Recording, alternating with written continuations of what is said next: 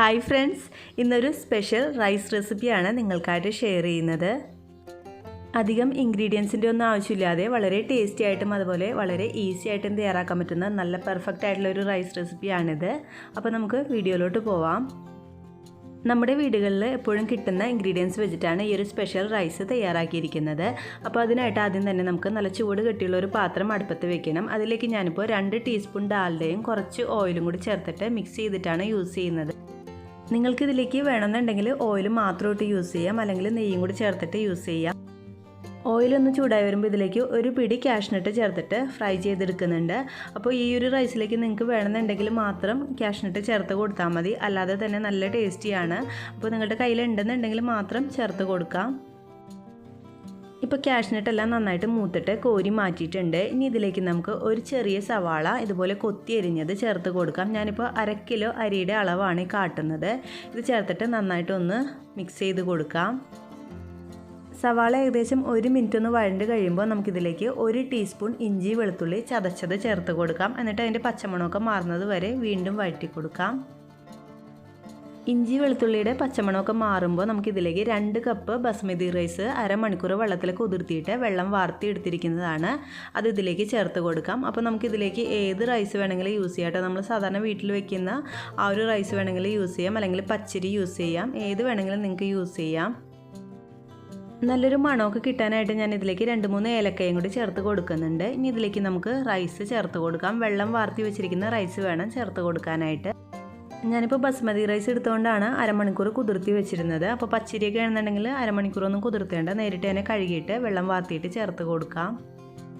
ഈ ഒരു കപ്പിൽ 2 കപ്പ് അരിയാണ് ഞാൻ എടുത്തിരുന്നത്. അപ്പോൾ ആ ഒരു കപ്പിൽ തന്നെ നമുക്ക് വെള്ളവും അളന്നെടുക്കണം. ഇനി ഇത് നന്നായിട്ടൊന്ന് മിക്സ് ചെയ്ത് കൊടുത്തിട്ട് 2-3 മിനിറ്റ് ഇതുപോലെ വഴറ്റി കൊടുക്കണം. അതിനുശേഷം നമ്മൾ ഇതിലേക്ക് തിളപ്പിച്ച വെള്ളമാണ് ഒഴിച്ച് കൊടുക്കുന്നത്. 2 കപ്പ് അരി എടുക്കണമെന്നുണ്ടെങ്കിൽ 4 കപ്പ് തിളപ്പിച്ച വെള്ളം ഒഴിച്ച് കൊടുക്കണം. അപ്പോൾ ഈ ഒരു അളവ് ബസ്മതി റൈസിൻ്റെ അളവാണ് ഞാനിപ്പോൾ പറയുന്നത്. പച്ചരി ആണെന്നുണ്ടെങ്കിൽ നമുക്ക് 1.5 കപ്പോളം വേണ്ടി വരുള്ളൂ. വെള്ളം ഒഴിച്ച് കൊടുക്കുന്നതിന് മുമ്പായിട്ട് നമ്മളിതിലേക്ക് 1 ടീസ്പൂൺ ഗരം മസാല പൗഡർ ചേർത്ത് കൊടുക്കുന്നുണ്ട്. അപ്പോൾ ഈ ഒരു റൈസിലേക്ക് ഗരം മസാല പൗഡറാണ് ആഡ് ചെയ്യുന്നത്, അല്ലാതെ ഹോൾ സ്പൈസസ് നമ്മൾ ആഡ് ചെയ്യുന്നില്ല. ജസ്റ്റ് ആ ഒരു ഏലക്കായ് മാത്രമേ ആഡ് ചെയ്തിട്ടുള്ളൂ. അപ്പോൾ ഇതുപോലെ ചേർത്തിട്ട് ഒന്ന് മിക്സ് ചെയ്ത് കൊടുത്തിട്ട് ഇനി നമുക്കിതിലേക്ക് തിളപ്പിച്ച വെള്ളം ചേർത്ത് കൊടുക്കാം. ഞാനിപ്പോൾ ഇതിലേക്ക് 3 കപ്പ് തിളപ്പിച്ച വെള്ളവും പിന്നെ 1 കപ്പ് തേങ്ങാപ്പാലും കൂടി ചേർത്തിട്ട് ആകെ 4 കപ്പാണ് ഒഴിച്ച് കൊടുക്കുന്നത്. അത്യാവശ്യം കട്ടിയുള്ള 1 കപ്പ് തേങ്ങാപ്പാലാണ് ഞാനിപ്പോൾ ഇതിലേക്ക് ഒഴിച്ച് കൊടുക്കുന്നത്. ഈ ഒരു തേങ്ങാപ്പാലിൽ കിടന്നിട്ടാണ് നമ്മുടെ റൈസ് വെന്ത് വരുന്നത്. അതുകൊണ്ട് തന്നെയാണ് ഒരു സ്പെഷ്യൽ ടേസ്റ്റ് ഈ ഒരു റൈസിന് കിട്ടുന്നത്. ഇനി ഈ കൂട്ടിലേക്ക് ആവശ്യമുള്ള ഉപ്പ് ചേർത്തിട്ട് നന്നായിട്ടൊന്ന് മിക്സ് ചെയ്ത് കൊടുക്കാം.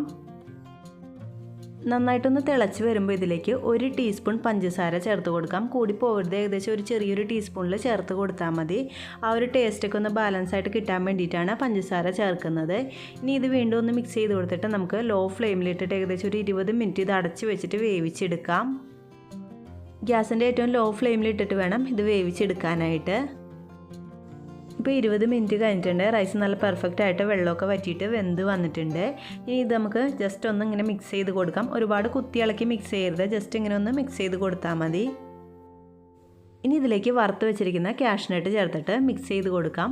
അപ്പോൾ നിങ്ങൾക്ക് ഇതിലേക്ക് വേണമെന്നുണ്ടെങ്കിൽ സാധാരണ നമ്മൾ നെയ്ച്ചോറൊക്കെ തയ്യാറാക്കുന്നത് പോലെ സവാളയും കാഷ്നട്ടും കിസ്മസൊക്കെ വറുത്തിട്ട് ഇടാം. പക്ഷേ അതിൻ്റെ ഒന്നും ആവശ്യമില്ല. ഈ ഒരു ഗരം മസാലയിലും തേങ്ങാപ്പാലിലൊക്കെ കിടന്നിട്ട് വേകുന്നത് കൊണ്ട് തന്നെ നല്ല ടേസ്റ്റിയാണ് ഈ ഒരു റൈസിന്. നല്ല സ്പെഷ്യൽ ടേസ്റ്റാണ്. നിങ്ങളൊരു പ്രാവശ്യമെങ്കിലും ഒന്ന് തയ്യാറാക്കി നോക്കൂ, വളരെ ടേസ്റ്റിയാണ്. അപ്പോൾ എല്ലാവരും ഈ ഒരു ക്രിസ്മസിന് ഈ ഒരു റൈസ് ഒന്ന് തയ്യാറാക്കി നോക്കണം. വളരെ ടേസ്റ്റിയാണ്, അതുപോലെ തന്നെ വളരെ ഈസിയുമാണ്. ചിക്കൻ റോസ്റ്റിൻ്റെയൊക്കെ കൂടെ സൂപ്പർ കോമ്പിനേഷൻ ആയിരിക്കുള്ളൂ. ഈ ഒരു വീഡിയോ നിങ്ങൾക്ക് ഇഷ്ടമായാൽ ലൈക്ക് ചെയ്യാനും പിന്നെ നിങ്ങളുടെ കമൻറ്റുകൾ എന്നെ അറിയിക്കാനായിട്ടും മറക്കല്ലേ. അതുപോലെ നിങ്ങൾ ഈ ചാനൽ ഇതുവരെ സബ്സ്ക്രൈബ് ചെയ്തിട്ടില്ലെങ്കിൽ ഒന്ന് സബ്സ്ക്രൈബ് ചെയ്തിട്ട് ആ ബെൽ ബട്ടണും കൂടി നെക്കാനായിട്ട് മറക്കല്ലേ. താങ്ക്